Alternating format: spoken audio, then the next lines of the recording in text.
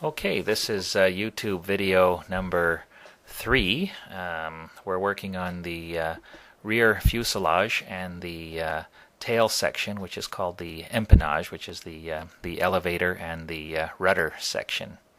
So here we are just riveting things together and glicoing. And this is removing the glicos and installing the rivets using an air-powered rivet gun.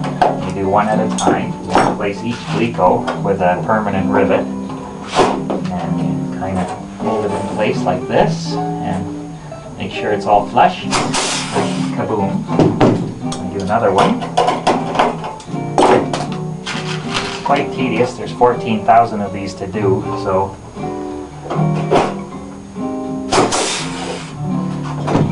just saying to Adrian, we've been working for a few months on this and the box of rivets doesn't seem any lower. Looks like we haven't used up too many yet, so.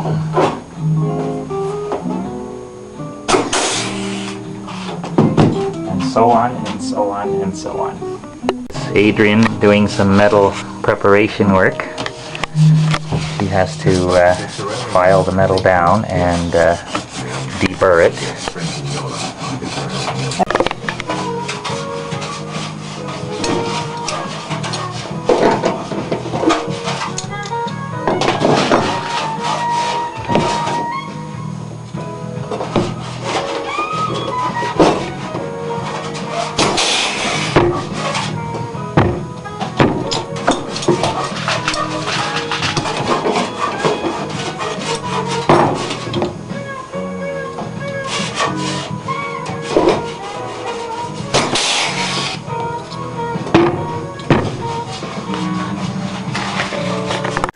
This is part of the elevator section and some of the cables associated with the rudder.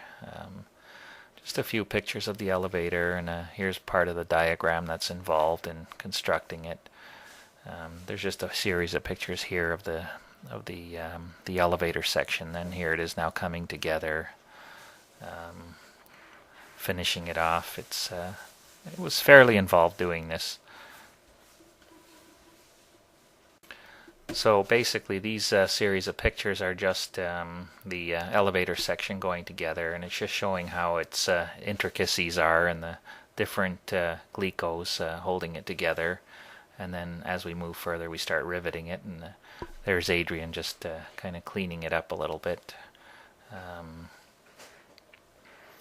Yeah, putting some of the corrosion inhibitor and more glicos. It's fairly involved putting this section together. There's a bunch of little trim tabs, you know, for when you're... These are, like I said, these are the trim tabs, and when you're in a climb, what this does is it takes the pressure off the control stick so that you don't have to physically hold it in one position as you're climbing, because your arm will get tired. So there's these little trim tabs that take the pressure off the controls for you to almost act like a power assist steering type of a thing. And here's a picture of the elevator as it'll be, you know, connected. The different sections of the elevator all connected together. And you can sort of see what it looks like with the trim tabs and all that connected as well. And these next few pictures, these are the vertical fin and the rudder section. I'm just preparing it in the same manner again, you know, with the rivets and the corrosion inhibitor and the glicos, as you can see here. And it's coming together. That's the vertical fin. And I think the next picture here is, the vertical fin with a little inspection panel that you can examine the cable connections anytime you want to check it out before flying.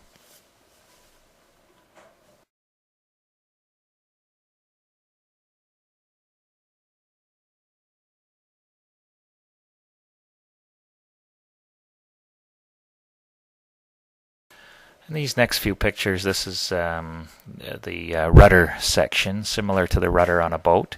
It goes behind the vertical fin, and that's now going together with a few reinforcements and a few hinges that go along with it, and that came along quite nicely as well.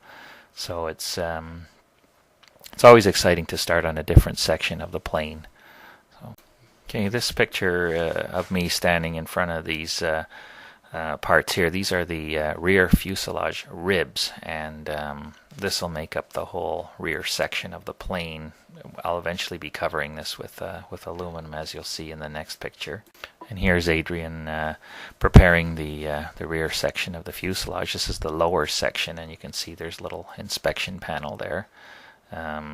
Now we're starting to put these ribs in place along with the sheet metal for the rear fuselage, and the cables in that have to go through it for the controls.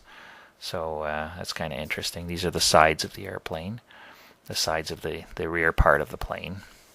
Fairly big and difficult to move around. It's you got to be really careful when you're doing that you don't bend it. You wind up with a permanent crease in the side of your airplane that won't look too nice when it's finished.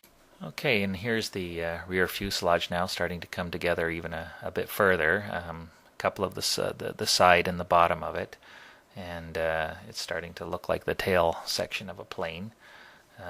There's the cables going through it, and there I've had to lower the table in order for it to be able to be moved around, because it's now getting tall enough that it's hitting the ceiling of the garage. So.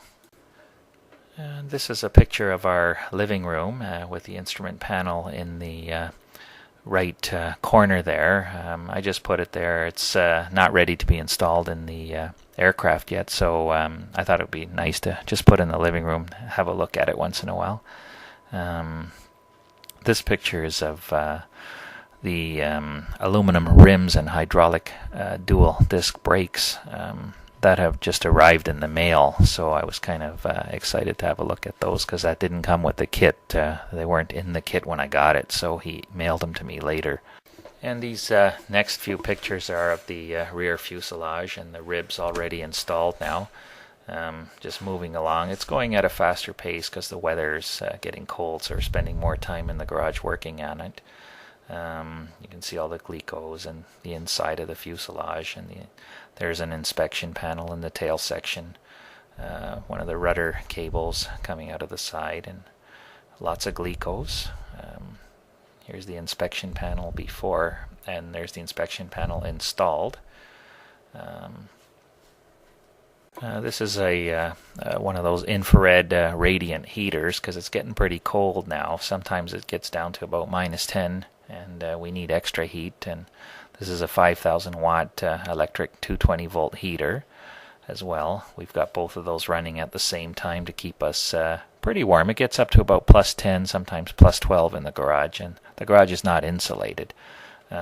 This other picture of this brown cone thing is actually a wireless digital speaker connected up to our home computer, and we started listening to music through the internet, which is really nice. There's not too many commercials, and you can listen to nice relaxing jazz music as you're putting the plane together, and it really makes it a lot more enjoyable.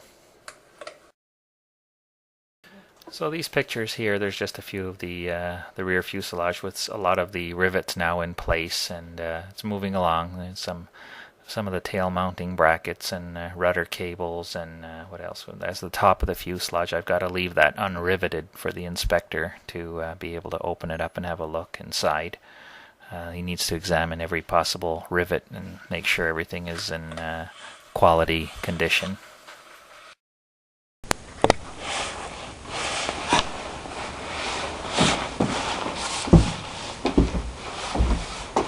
I just wanted to show you how rigid and light the fuselage has become with all these, with all the rivets finally installed.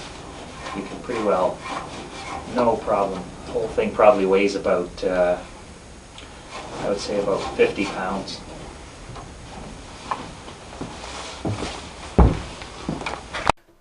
Okay, and there's about another 7 or 8 pictures to go here, and this is all pictures of the fuselage as is being riveted together further now. Those pictures there, that was of the backrest of where the seats will actually go, and you can see now where the doors are going to fit in, where this new section is right here.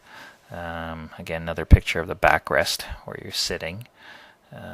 Just getting ready to rivet that in place, make sure everything fits okay, and there's the baggage compartment right there. Yeah, moving along, and here's a picture of the firewall where the engine's going to be mounted to. A bit of battery box that goes into the back of the yeah, a little more on this battery box.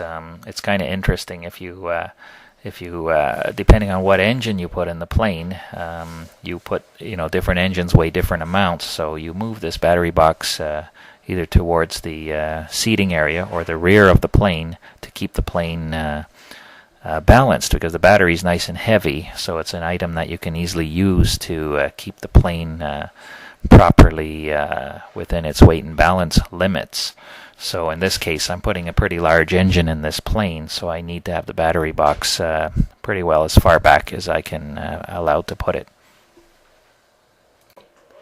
So we're just taking a break now for Christmas. It's December 24th, and we're putting this video together, and we wish everyone a very Merry Christmas.